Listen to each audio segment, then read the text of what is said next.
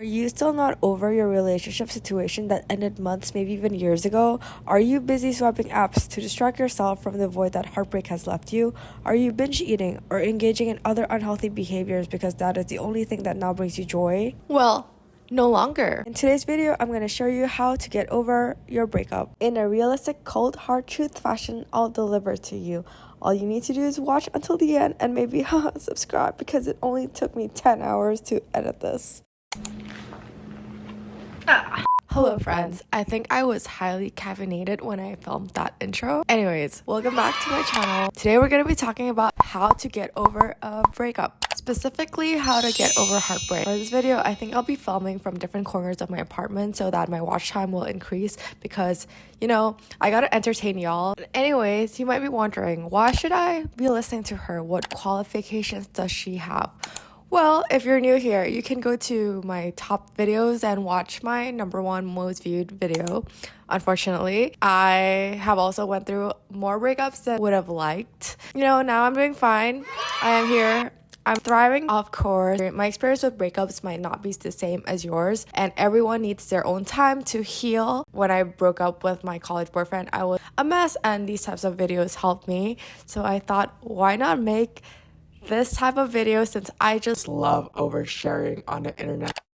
Before I talk about the how to get over the breakup, I want to talk about why breakups are so important or why it is so important to move on from a breakup. Taylor Swift, Barbara Corcoran. What do all these thriving queens have in common? They got their heart broken. These heartbreaks propelled them to a newer level of stardom each time. Cuff, cuff. Taylor Swift. I feel like it's not that heartbreak necessarily turns you into a successful person. Obviously, there are a lot of people who got their heart broken and are not successful, but I think there's something about heartbreak and being able to heal from that in a right manner that allows you to unlock this better version of yourself. From my personal experience, there are two different layers of heartbreak. The first is where you get used to not talking to the person, not seeing that person. And this is more of actual physical shock that happens to you. This is probably similar to if someone in your life suddenly passes away, or if you move to a new place, you feel that it's very foreign, it's very strange, and you're sort of adjusting your lifestyle. So science says, not Joy says, but science says, it takes 21 days to form or drop a habit. So usually by the end of a month or maybe a few months, you're more used to not texting that person, you're more used to not seeing them, and you're more used to not thinking about them as much. The second part of breaking up, I would describe it as the mental game, is the much harder part. Getting used to not being with someone or learning to be by yourself, you can kind of get used to it with time. But the mental games, that requires a lot of mental fortitude, and that requires intentionally deciding that you want to move on and that you want to let go. Allow me to explain. When you break up, your brain sort of enters overthinking mode. You sort of think all of the different scenarios. What were things you could have done to not end up in this current position? Which is normal. Your brain probably goes into a lot of I wish I could redo this scenario, a lot of different scenarios. And because the person, not to be morbid, but technically is still alive, you feel like you actually have a shot at reliving those alternate scenarios of what if I did this instead, what if that person did this instead, what if we had tried this, maybe things would be different. And that rabbit hole of what ifs is almost infinite. It's like a black hole of infinite possibilities. You just gotta turn it off. You gotta step away and just turn off all of those what if possibilities. The cold hard truth that probably not a lot of people want to hear, but you gotta hear if you want to move on. You broke up for a reason. You cannot break up with the thought that someday you might get back together again. That will make it really hard for you to move on. You can only move on if you let go of these possibilities or the idea that one day you might get back together. I mean, yeah, maybe one day you'll get back together many years down the line, who knows, but it's not healthy to get out of a relationship thinking that you might have a second shot at it, because it just holds you back from fully moving on. And I know a lot of people say it makes it less painful, it makes the breaking up less painful, sure, but it does extend the pain. I do not believe in prolonging pain. So you've just gotta cut it. You got to stop thinking what if and just accept that you've broken up for good and that there's no probable chance that you'll end up together. I will say that what also makes getting over a breakup so hard isn't so much the person, but the ideas you have about that person, as well as the ideas you have for yourself. When we get into a relationship with someone, we're not just sharing our lives with someone, we start creating the idea of our future with that person. When you break up, idea of the future that you once held is suddenly gone. As humans, that's scary, that creates anxiety, that makes us feel unsafe. We thought we knew our future, we thought we knew what we could anticipate, and suddenly we're like thrown into this field of like uncertainty, not knowing what it means, not knowing what our future holds, and not knowing when we'll get into another relationship, right? When I was in college, I always thought that I was gonna meet my significant other in college because that's how my parents met, that's how a lot of my friends met their significant other, but haha. So when I broke up with my college boyfriend, it's really hard because I had to let go of this idea that I was gonna meet someone in college, that I was gonna meet my life partner in college. And I had to like reconcile with the idea. Probably spend most of my 20s being single, which, you know, is terrifying if it's an idea that you've never previously considered. And then there's this fear, right, of being single forever, never meeting the one for you. That fear is very real. How do you meet new people? All those questions are very valid. But it's not a good enough reason to stay in a relationship where you don't feel loved, where you don't feel sure.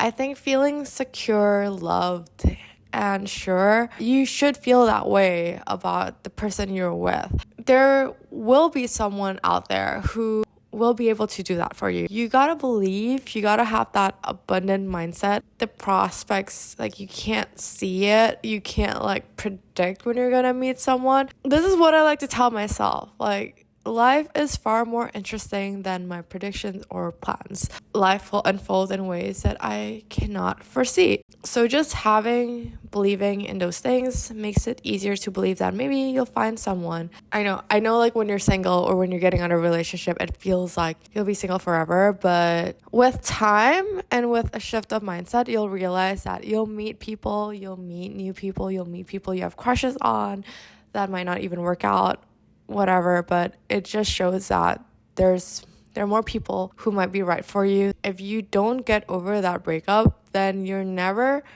gonna be able to meet the new people who might be right for you. And lastly, I think this is one of the hardest things. A lot of people date to avoid being by themselves. Being by yourself is truly a scary thing. We've never really been taught how to be by ourselves, but it's just something that we're expected to know. But it's also something that's so essential for our development as like humans. When we're in a relationship, it's really easy to shift that focus away from ourselves, to stop asking ourselves the important questions. The moment you get out of a relationship, the questions you avoid asking yourself, those questions will come back to you. Questions like, who am I? What do I want to do with my life? What are things that matter to me? These are difficult questions to answer. Sure, when you're in a relationship, you can avoid that. You can avoid that discomfort that comes with being alive. I think it's unhealthy and sort of unfair to be with someone with a slight purpose of using them as a distraction from your own existence. There's this quote that I really like that I shall paraphrase. True love isn't using that person as a distraction or a way to escape, because only when we're really comfortable with ourselves can we really, truly, genuinely love someone and not use them as a way to escape from our reality. If you're able to set your priorities, get to know yourself, get to know your goals and stuff, this is where the elevation happens. When I had my first relationship, I was really young. I was in high school.